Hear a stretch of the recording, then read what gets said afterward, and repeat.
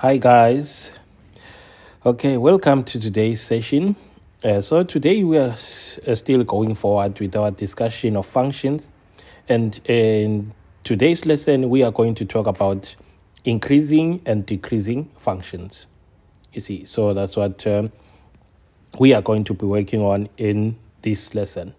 You see, so in particular, the objectives of this lesson is first we'll understand what increasing functions are and decreasing functions are geometrically. So that's what we're going to first look at, and then we'll then come to define them formally. What we mean when we say a function is increasing or a function is decreasing. And then also we are going to just do some problems that are tied to this concept. So that's what we are going to be looking at in today's session. So let's begin the discussion. So the first thing that we want to understand is what exactly does it mean to say a function is increasing, or what exactly does it mean to say a function is decreasing? You see, so in order to illustrate so that you can understand visually what we mean when we say a function is increasing or what we mean when we say a function is decreasing, let's consider the following examples. Suppose you have a Cartesian plane, which is a y-x plane like this one, and let's put another one here again. So let's suppose we have these two Cartesian planes that we have here. And then let me put some curves onto these planes as follows. And here let me put a curve which goes something like that. You see. And then now let's come and study the behavior of these two functions and see what we see here. You see. So what I'm going to do now is let's suppose I consider some value of x which lies here. You see that? Let's call this x1. So if I take this value to the graph and then I send this point to the y-axis, I know that what I get here is a y value which corresponds to that particular x. So if I also choose another x value, let's call it x2, and then do the same thing, send it to the graph, and then to the y-axis, I get another value, y2, which corresponds to that particular point. So I can also do the same thing, choose another point, x3, which lies here, send it to the graph, and then take it this side, and then I get y3. So I can continue doing this process indefinitely, doing the same thing, and obtain all these points. But now, what do we see here? What exactly are we observing? You see that? So do you see that in this situation, what we're actually doing here is we are choosing points, values of x in this direction. You see that? So which means what exactly are we doing here? So what we see that is that when x grows, we see that also y grows in this case, because as we move towards the left in x, we see that the y values are going this side.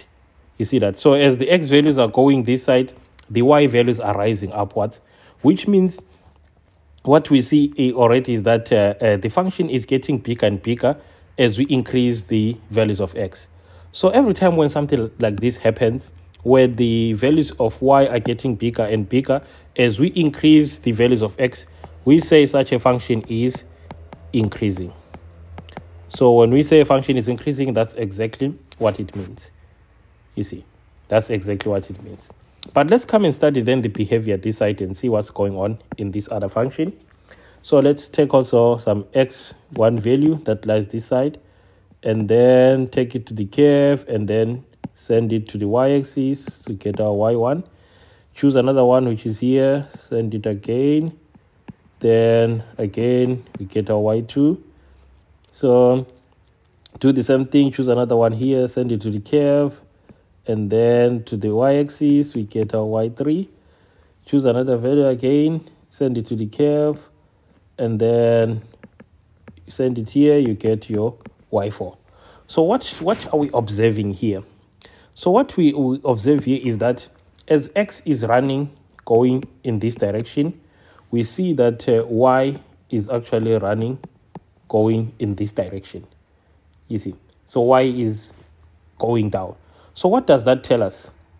You see that? So we see that as x is growing, you see that? So we see that when x is growing, y is actually decreasing at this instant. You see that? So every time when a function is such that as x grows, the values of y are becoming small and small and small, meaning the function is becoming small and small and small, then at this instant we refer to a function as being a decreasing function. So that's what exactly it means to say a function is increasing or is decreasing geometrically. It simply means that when x values are growing, the function should grow also. But if the x values are growing but the function is actually decaying and decaying, then we say this function is decreasing.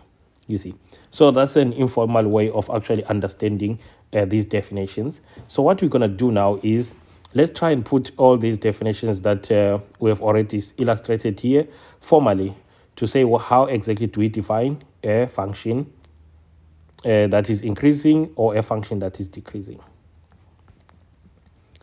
You see, so what we're going to do, we'll say let f from a to b be a function. You see that? So let f be a function which is defined like that. Then the following holds true. You see that? So then f is an increasing function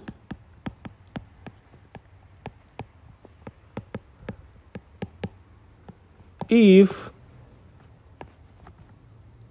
a less than a prime implies that f of a is less than f of a prime. You see that? So a function is always increasing if is increasing if a less than a prime. So I forgot to say, so I suppose to add also the statement which says for all a prime in a.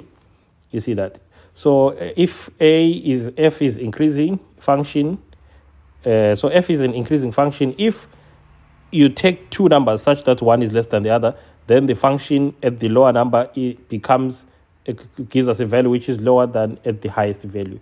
That's what we mean when we say a function is increasing. What about a decreasing function then? You see that? So f is said to be decreasing if for all a prime elements of a with a less than a prime, we have that f of a is greater than f of a prime. You see, so this is the formal definitions of these things. So we say a function is increasing if this is the case, and we say f is a decreasing function if you take a to be increasing but the function seems to be diminishing. So that's exactly what we mean when we say a function is increasing, or what we mean when we say a function is decreasing. So it's always make sure that you pay attention to the order here, especially for these two things. If you have to look carefully in this zone here and in this zone here, pay attention to that we see that the values of a should always be increasing, but the function must be going down when taking those values that are growing. So that's what it means when we say a function is increasing or decreasing. You see. Okay, so now we have the formal definitions of what it means for a function to be increasing or decreasing. Now it's time to see what kind of problems can one get when it comes to this concept, you see. So let's look at a few examples.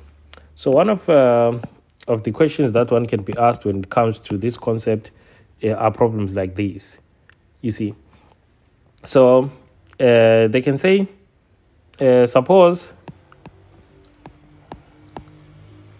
f from R to R is a function such that f of x is equals to 3 to x plus 1. Show that f of x is an increasing function.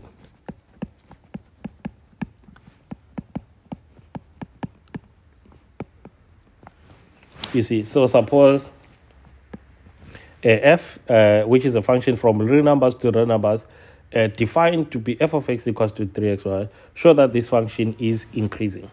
So how can we show that this function that we have here is actually increasing as claimed? So this is how we're gonna prove it now. So we'll say, suppose x1 and x2 are elements of real numbers such that x1 is less than or equal to x2. So let's suppose this is the case, that x1 and x2 are real numbers such that x1 is less than x2.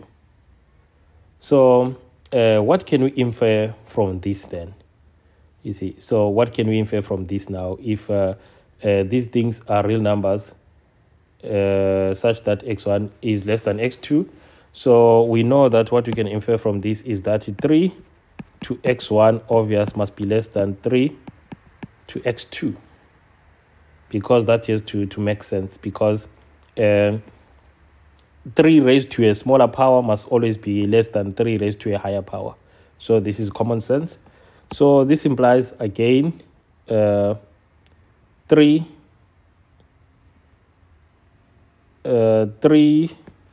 to x1 plus 1 must be less than or equal to 3 to x2 plus 1. You see, because if I take two numbers, one which is smaller than the other, if I add one to them, we know that still the inequality must still maintain its direction. So therefore, we can see now from here that it follows that f of x1 is less than f of x2. So we see now that every time when x1 is less than x2, we reach the conclusion that f of x1 is less than that. So therefore, f is increasing, just as we can see. You see, so this is how you get to deal with these kind of problems. So let's see another example again. So another example that one can get to be something as follows. Suppose f from real to real is a function such that f of x is equals to 1 over x plus 3. Show that f is a decreasing function.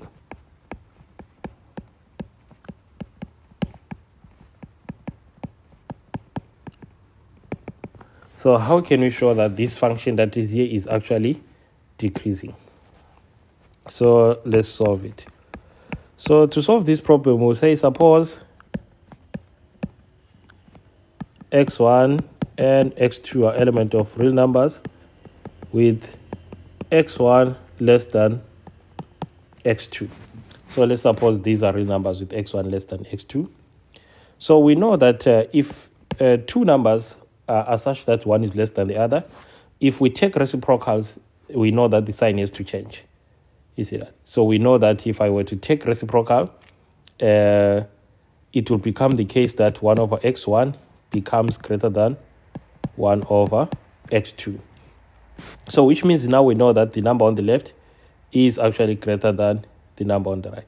So which means if I were to add 3 both sides, I expect also the equality sign to stay true. So 1 over x1 plus 3 must still be greater than 1 over x2 plus 3. So we can see now what we have here on the left is just f of x1, and on the right we just have f of x2. So we see that now when this is true, it leads us to this result. So therefore, f is a decreasing function.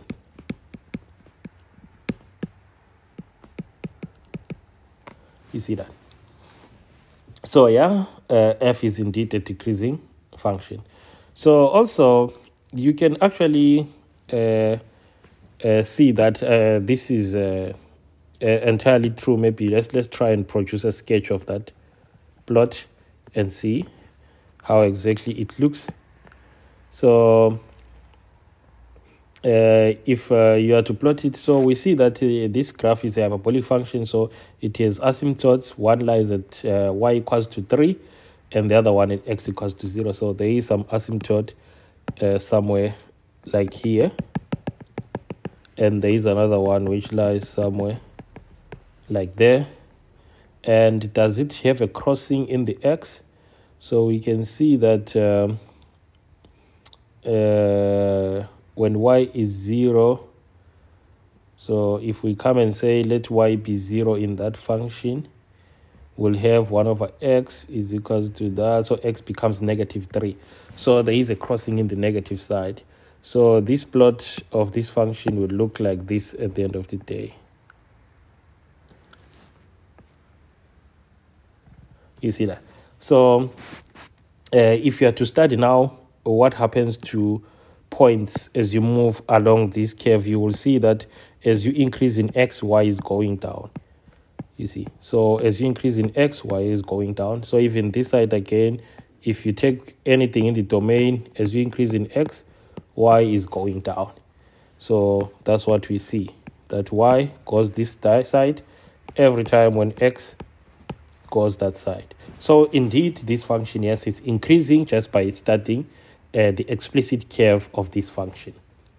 So yeah, these are some questions that you just have to practice and learn how to deal with all the time. You see. Now let's look at another different example again on these type of problems. So another one goes as follows. So if f from A to B and g from B to C are increasing functions,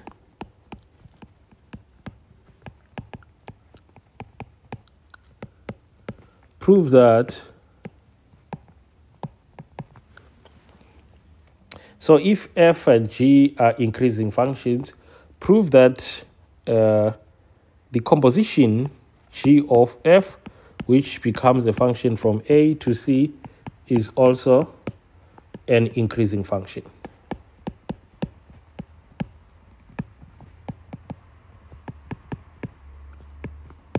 You see, so this is one of the nice problems that you must make sure you know pretty well how to solve, because it's quite common in tests and in exams at times.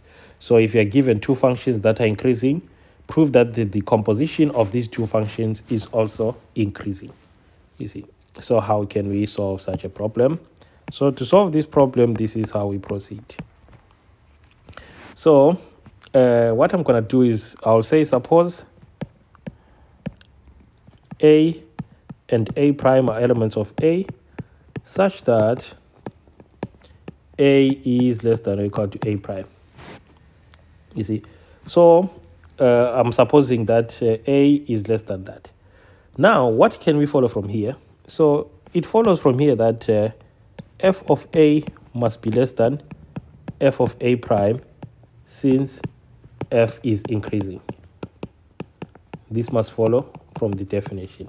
because f is increasing. So if I put the things inside this function, we should see an increasing function. So we get that, you see. But remember, these things that you have here, these things that you have here, these two things, if you are to study them, where exactly do they live? Because one, let's agree that these are just elements, but where do they live?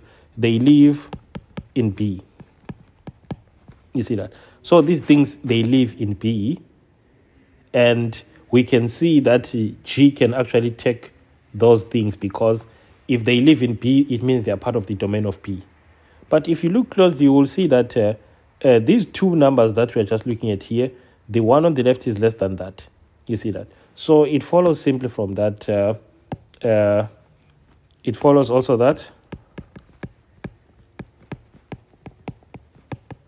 So it follows also that G of f of A must be less than G of f of A prime.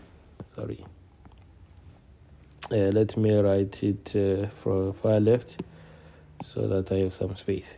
So we can see that this implies that G of f of A is less than G of f of A prime, since G is also increasing.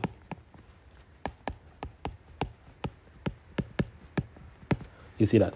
But now what we have to do is to recall what is the meaning of this.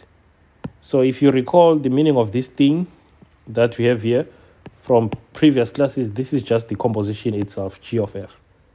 You see, that's how we define G of f. So it's more like actually saying this thing can be written as G of f of A prime. And this is the same thing. You see that? So which means what we have here, it actually implies that if A is less than A prime, then we see that G of f of A is less than G of f of A prime. And thus, G of f is increasing also. You see. So yeah, these are some nice problems that you should learn how to deal with, especially for first year courses. You must know how to prove such results. You see. So the other thing that I would like you to explore is, we've just explored now and realized that every time when I compose two functions that are increasing, I create an increasing function. So what I would like you to explore now is go and study what is going to happen if maybe one is increasing and the other is decreasing. What is the case? So first you go and explore what is going to happen if f is increasing and g is decreasing, and also try to explore what will happen if you switch those and say f decreasing and g increasing, and see exactly what that composition will result in. Would it result in an increasing function or with a decreasing function? So these are things that you can play around with and see if you can prove. Otherwise, thanks for watching, guys. See you on our next